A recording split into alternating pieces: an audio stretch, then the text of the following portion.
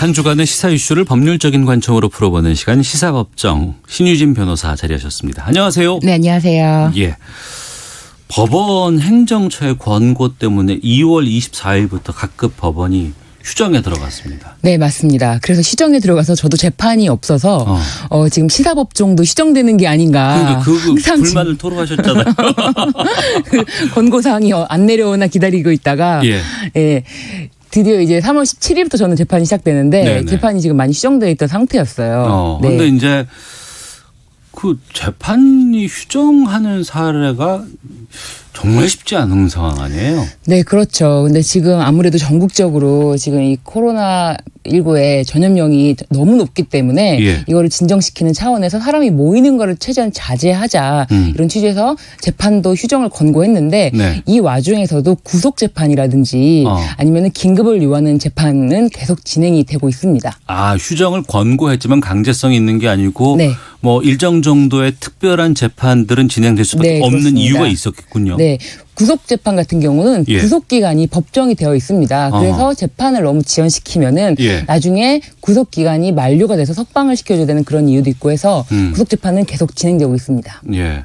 저도 재판정 몇 번 가봤었거든요. 네. 여러 가지 상황들을 보면 재판장 있고 또 속기사들 있고 또 이제 검사 뭐 변호사들 있고 뒤에 또 기자들 앉는 데 있고 쭉 있어요. 사람들이 상당히 많이 있을 수밖에 없잖아요. 그렇죠. 근데 이럴 때 구속재판 같은 것들을 강행해야 된다 그러면 이렇게 감염 우려가 있을 때는 특별하게 뭐 조치라든가 뭐 이런 것들이 있어야 하지 않겠습니까? 사실 형사재판은 직접 대면주의 그리고 공판 중심주의이기 때문에 피고인 그리고 검찰 변호인 모두 다 출석을 해서 할 수밖에 없어서 뭐 마스크를 쓰고 하는 이색 풍경도 벌어지고 있는데 이 형사사건 말고 민사사건 같은 경우에는 지금 화상재판이 지금 현재 실시되고 있다고 합니다. 아, 화상재판도 가능해요, 우리나라에서? 네, 이거에 대해서는 권고를 했었는데 최초로 이제 도입을 해서 이번에 그냥 변론 기일은 아니고 변론 준비 기일이라고 해서 주장과 증거를 정리하는 기일이거든요.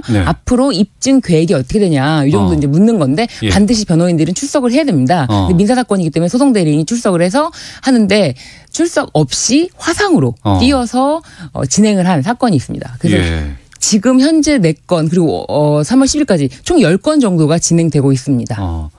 하긴 뭐 요즘에는 뭐 비대면 여러 가지 뭐 일 처리라든가 또 지금 뭐 재택근무 지금 권장하고 있는 상황에서 법정에서도 이렇게 스마트 법정이라든가 비대면 화상 뭐 재판 같은 거 진행될 수 있다고 봐요.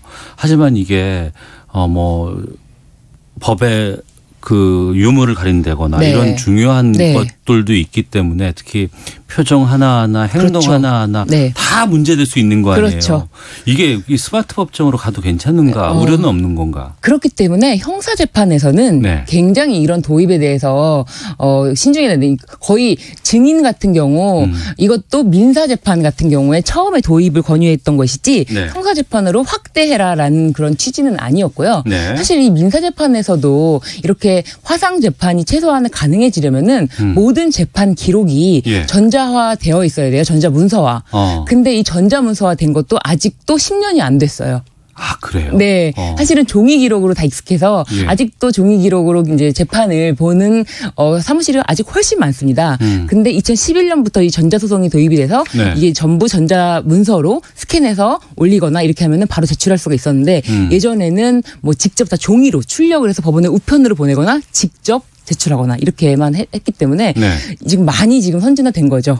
많이 선진화되고 있다고 말씀하셨지만 저는 글쎄요 뭐 불편하게 들으실 수 있겠지만 법조계 쪽에서는 제일 뒤늦게 움직이는 데가 법정이 아닌가 싶기도 하거든요. 네, 사실 그래요. 이게 익숙하고 그리고 이제 기록에 대해서 내가 꼼꼼하게 보고 싶은데 왠지 전자로 보면 판사님들도 마찬가지세요. 전자로 보면 내가 여태까지 해왔던 것들 왜 저희는 이제 공부할 때도 그렇지만 포스트잇을 막 붙이면서 기록을 보거든요. 그래서 기록을 찾다가 내가 전에 찾던 기록이 어디쯤 다시 찾고 이런 식으로 왔다 갔다 하면서 기록을 봐야 되는데 전자로만 제출돼서 전자로만 한다면 이게 예전처럼 기록을 꼼꼼하게 보지 못할 우려가 있는 게 아니냐 이제 그런 것 때문에 선뜻 좋다라고 생각이 안 드는 거죠. 네, 알겠습니다.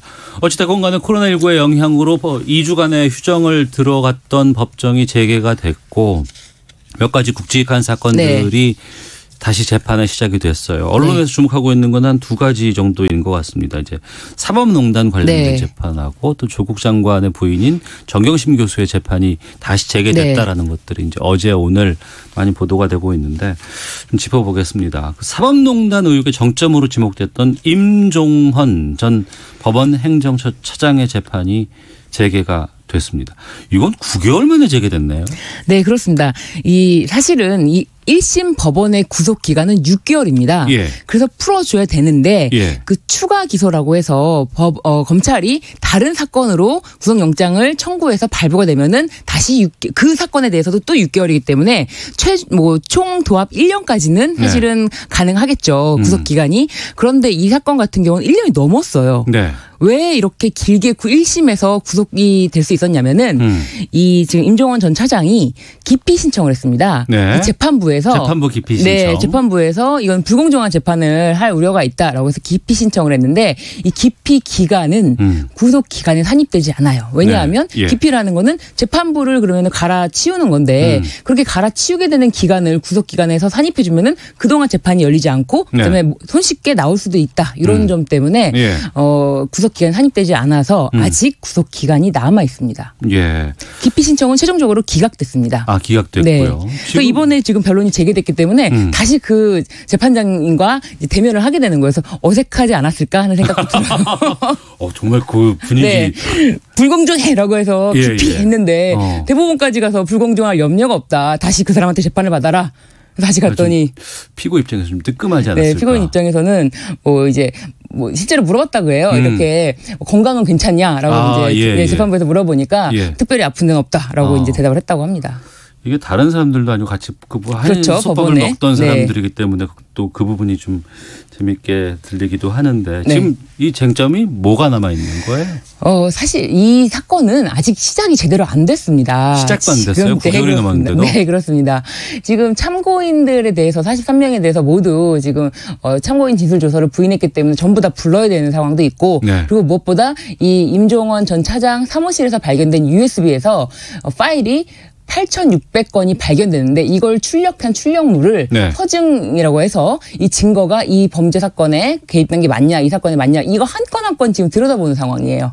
그렇기 때문에 지금 이 수만 건에 해당하는 수만 페이지에 해당하는 이 재판 기록을 이제 다시 시작하는 거라서 변호인 측도 그렇고 검찰 측도 그렇고 지금 다시 아마도 처음 시작이다라는 마음으로 재판 기록을 봐야 될 것 같아요.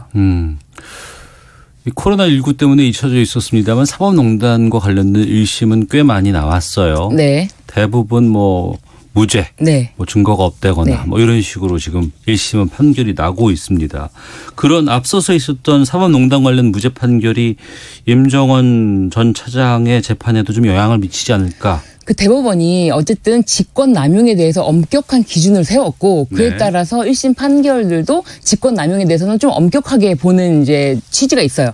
그렇기 때문에 지금 임종원 전 차장도 딱 직권남용이거든요. 직권남용 권리행사 방해죄. 그래서 아마도 이것에 대해서 엄격한 잣대로 들이민다면 이것에 대해서는 전부 다 유죄로 인정받기는 어렵지 않을까 그런 생각이 듭니다. 유죄로 인정받기는 어렵지 않을까. 네, 검찰이 기소한 전 건에 대해서 유죄가 나오기는 어렵지 않을까라고 생각이 들고요. 그 말씀은 사법농단과 관련해서는 현재 재판이 여러 가지가 진행되고 있지만 항소심들 포함해서 그 재판들은 현재 법 체계로는 죄를 묻거나 단죄할 수 있는 상황은 없고. 그렇죠. 그러면 결국에는 국회에서 입법 차원에서의 조치라든가 아니면 탄핵이라든가 이런 걸 통해서 풀 수밖에 없다는 의견이신가요? 그런 문제가 좀 있죠. 그리고 또 한 가지 임종원 전 차장은 지금 보석 신청을 해서 이것에 대해서도 심리가 별도로 진행을 했는데 이 결정은 이제 기다려봐야 될 것 같아요. 오늘 내일 나올 것 같아요. 보석.